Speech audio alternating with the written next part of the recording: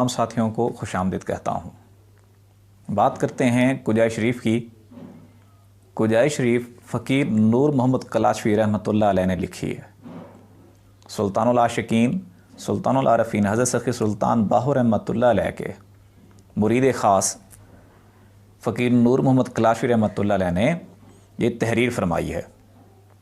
اور یہ تحریر کیوں فرمائی کہ قصیدہ غوثیہ تھا جو کہ حضور غوث الاعظم جیلانی نے اپنے دست مبارک سے لکھا، اور فرمایا جو مرید ہو حضور غوث پاک کا اس کے لیے دو چیزیں ضروری ہیں: 11ویں شریف کا اہتمام بھی کرنا اور قصیدہ غوثیہ بھی پڑھنا۔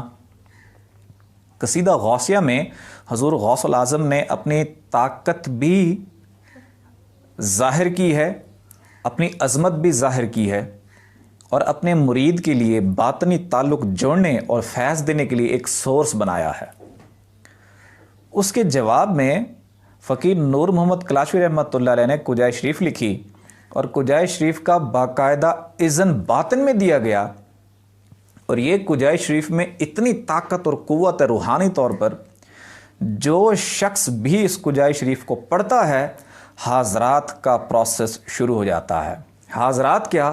یعنی کہ جو بندہ یہ کجائی شریف پڑھے گا حضور غوث الاعظم جیلانی کی روح مبارک کے سامنے بیٹھا ہوگا۔ حضور غوث الاعظم جیلانی کی حاضری ہوتی ہے، اور اس کے ساتھ اہل علاقہ میں جتنے بھی ولی ہوتے ہیں کجائی شریف کی برکت سے وہاں پر حاضری ہوا کرتی ہے۔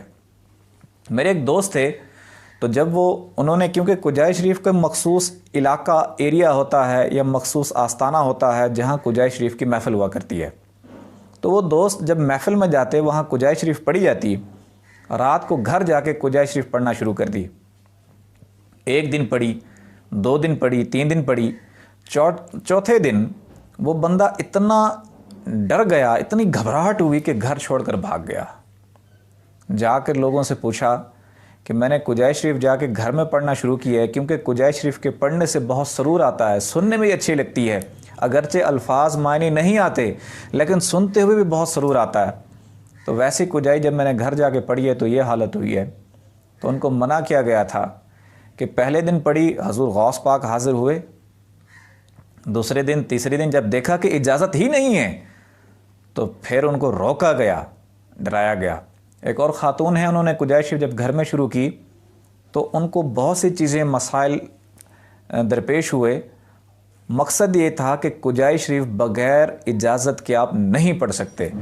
اجازت صرف ایسے نہیں ہوتی، کامل فقیر سے اجازت ہوتی ہے، اور جو اجازت ہوتی ہے تو بیسیکلی باطن کی اجازت بھی ہوتی ہے کہ اس کو یہاں پر پڑھنے کی اجازت ہے، اور یہاں پہ ولیوں کی ارواح مبارک، ارواح مقدسہ آ سکتی ہیں، اور وہاں پر فرشتوں کی آمد بھی شروع ہو جاتی ہے۔ اس کجائی شریف کو 2 جگہوں پہ پڑھ سکتے ہیں، ایک وہاں جہاں پہ اذن حاصل ہو چکا ہے، یا جہاں پہ کوئی دربار شریف ہے، دربار شریف پہ جا کے جب آپ کجائی شریف پڑھیں گے حضور غوث الاعظم جیلانی رحمۃ اللہ علیہ براہ راست ان کی توجہ ہوتی ہے یا ان کی حاضری ہوتی ہے، اور ساتھ میں صاحب دربار کی بھی حاضری ہوتی ہے، اور علاقے میں جتنے بھی مزار ہیں، درباریں ہیں، جو صاحب ولی ہیں، جن کی ڈیوٹی ہے، صاحب منصب ہیں، تو وہ بھی اس کجائی شریف کی برکت سے حاضر ہوتے ہیں۔